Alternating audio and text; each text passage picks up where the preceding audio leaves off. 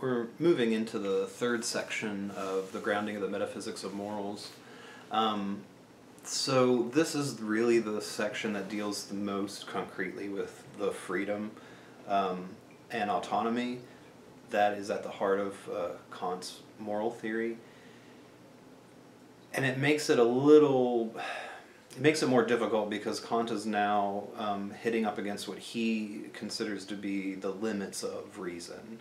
And so he's going to say some things about freedom and our capacity to know whether or not the will is free that basically follow from things he said in other works, particularly like the Critique of Pure Reason. And that will take a little work to kind of get at why he's saying these things about freedom, which, remember, autonomy is the sort of formal theory of our freedom.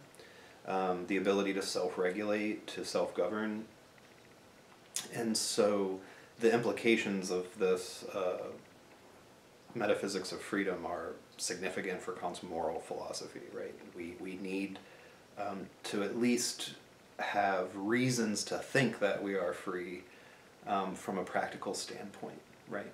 So at the end of section 2, Kant had walked through the categorical imperative and stressing that the three formula, universality, principle of humanity, and kingdom of ends, were just three ways of saying the same thing. But he said that the form was universality, and you could see that universality is present in all three formula. Then there's the matter of it. What does that form concern? Well, it concerns us as ends in itself, right, and the relationship between ends in itself. So you go from the form universality to the matter, right, beings who are ends in themselves, and then a complete determination of all maxims by the formula that all maxims proceeding from his own legislation ought to harmonize with a possible kingdom of ends, right? So you're moving from the form, matter, to the systemic harmony of these rules, right? Now, very shortly after that, he does indicate that there's this possible world where every being is a rational being, the intelligible world, right? That becomes extremely important in the third section, this idea of the intelligible world. And this also features pretty prominently an interpretation of Kant that suggests there's at least a plausible interpretation where Kant is ascribing to sort of a two-world, sort of quasi-Platonic view, where you have the world of the senses, the sensible world, and the intelligible world, the world of our reason and understanding and our intellect. So he opens the third section talking about the will is a kind of causality belonging to living things insofar as they are rational. Freedom would be the property of this causality that makes it effective, independent of any determination by alien causes. Similarly, natural necessity is the property of the causality of all non-rational beings by which they are determined to activity through the influence of alien causes. So here you can see this split already showing up between the rational world of the intelligence that can operate independently of the causation of the natural world, and then the world of the senses, which is governed by these rules where non-rational beings, just the every kind of objects that you see around you, are affected by one another, right? So that kind of causation, push and pull mechanics, that kind of thing, right? So he has already said in the second section that we have to sort of presuppose the freedom of the will in certain ways, right? He says at the beginning of the third section, therefore, if freedom of the will is presupposed, morality follows by merely analyzing the concept of freedom. However, the principle of morality is, nevertheless, a synthetic proposition, that is, an absolutely good will is one whose maxim can always have itself as content when such maxim is regarded as a universal law. It is synthetic because this property of the will's maxim can never be found by analyzing the concept of an absolutely good will. So here's where Kant is bringing together the formal elements of his theory in order to derive further conclusions to amplify our knowledge of that formal intellectual terrain, right? Because reason is supplying the rules to the will, and the will is self-governing, the will can always take itself formally as the content of the rules. It's self-regulating, so it's generating rules that it's then applying to itself. So the will becomes the content, the formal content of the rules that it's generating in order to govern itself so that it can achieve whatever particular ends it's setting. Now, when the will takes itself as the content of the rule as such, that's where we're in the domain of the categorical imperative, right? This is the form of the rule that should govern the will as such as it generates the maxims on it by which it's acting. And those rules need to have the form of universality. I've just said they take the will itself as and its governance as the content, and then it would seek to harmonize that in this universal system, sort of, or the kingdom of ends. So why does Kant then say, why then put so much weight on the will and its freedom, and then say that we presuppose it? I mean, this causes some problems, right? You want Kant to offer you some kind of proof, right? If you're going to hang all of this philosophical weight on the idea that the will is free, shouldn't we have some kind of argument that says we are free as its conclusion, that reasons to the conclusion that humans are free? Kant thinks here we're butting up against the limits of our reason itself. We're starting to hit the bottom floor, so to speak, or go the other way, whichever metaphor you like. We're hitting the outer limits of our capacity for reason. So he's going to offer some arguments about why we should accept, why it's reasonable to accept, but it's questionable whether or not we can really prove that our will is free, though we have very good reasons to think it is. This is what's called the postulate of pure practical reason, and Kant does not talk about it in the grounding, but he does in the critique of practical reason. Certain things we have good reason to postulate as a necessity of practical reason. So even though there's no direct proof of the freedom of the will or the immortality of the soul or the existence of God or something like that, they make sense and are rational within the realm of practical reason. So practical reason necessitates that we postulate certain hypotheticals that are rational for us to hold within the framework of our practical reason. Freedom is sort of one of these. I can't get into all the details of that. That would be a whole different sort of discussion of the critique of practical reason and the postulates of pure practical reason, but the short of what I'm saying here is just that there are good reasons to suppose that the will is free, and Kant is going to kind of sketch those without getting into too much detail, which he does in other places.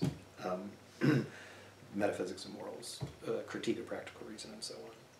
So he takes a little section that's just called Freedom Must Be Presupposed as a Property of the Will of All Rational Beings, and talking about why he takes that to be true in a sort of abbreviated form, right? He says that we have to show that freedom belongs universally to the activity of rational beings endowed with a will. Now, I say that every being which cannot act in any way other than under the idea of freedom is for this very reason free from a practical point of view. This is to say that for such a being, all the laws that are inseparably bound up with freedom are valid just as much as if the will of such a being could be declared to be free in itself for reasons that are valid for theoretical philosophy. He goes on to explain a little bit that we're able to achieve a kind of distance from the sensible world, right?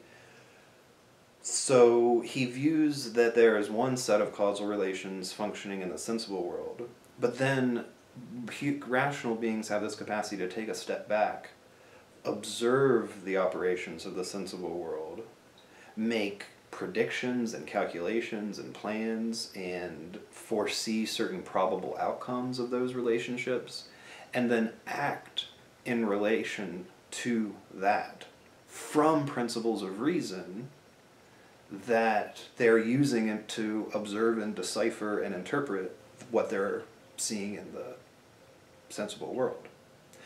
So that capacity frees the rational creature from the necessary push and pull of those sensible forces. If I'm able to take that step back and reflect on and observe those, then I have sort of liberated myself from them in a way, because I'm going to act in relation to them based upon rules of reason, not based upon rules of push and pull mechanics. And in fact, I might use the rules that are given to me by reason to manipulate those features, to rearrange the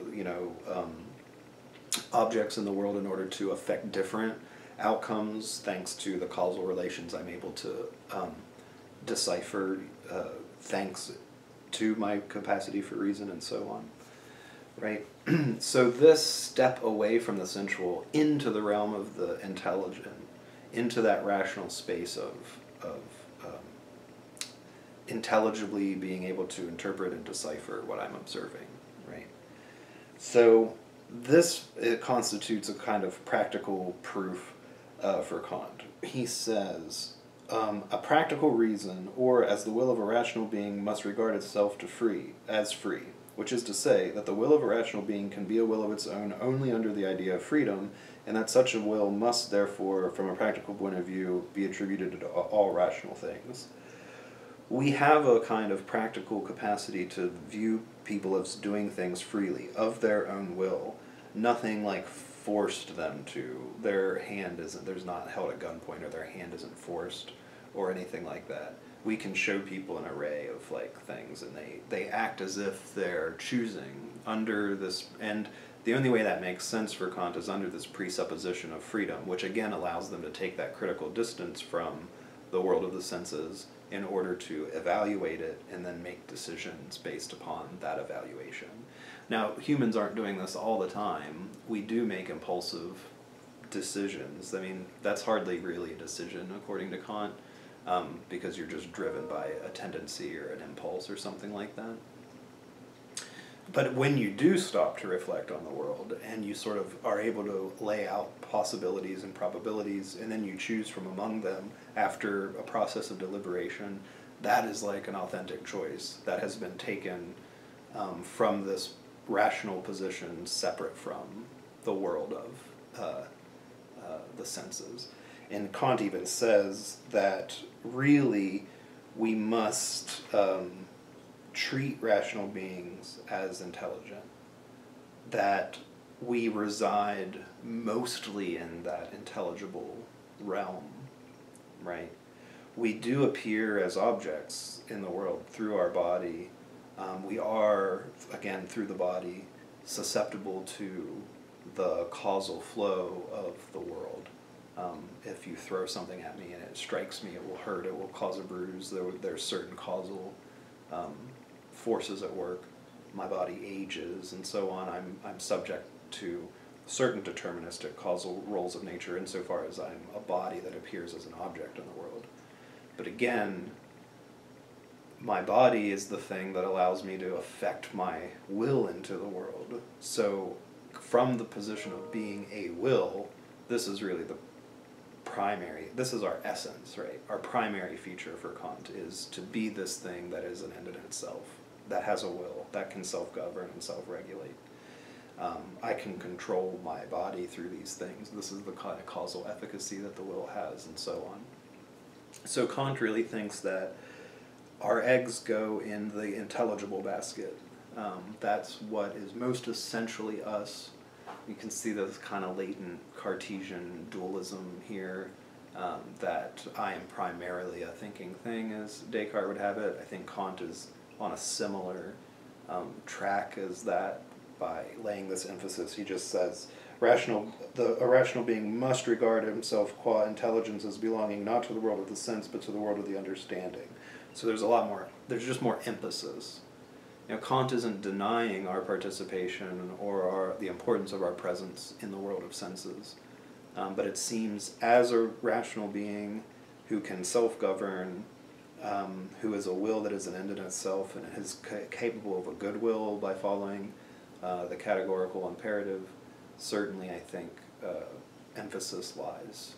The essence of humanity is in that intelligible world. So, what I want to lay out then next is this idea of how do we interest people in following the categorical imperative. What Kant has laid out so far is the purely formal metaphysical grounds of his philosophy. And he stressed that we cannot allow inclination or desire to corrupt a will that is to be good, right? So we need to think of a way that people could be, what moves people to follow the categorical imperative?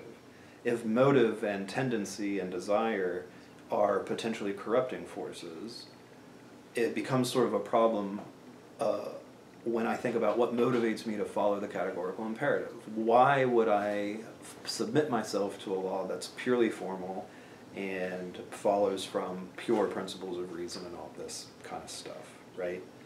If I am supposed to be divorcing myself from the sensible world and entering into the intelligent, rational evaluation of my situation and actions according to a purely formal principle, how could I be so motivated to follow such a principle and not be affected by the sensible, right? Where does that motivation come from? Normally when I'm motivated to do something, it's because of something in the sensible world. I'm hungry, I like the taste of sweet things, to have a snack or something like that, or I grew up poor and I have a desire to get more money to change my, like all of those things are right sensible in a strict sense of I'm affected by my material conditions and all that kind of stuff.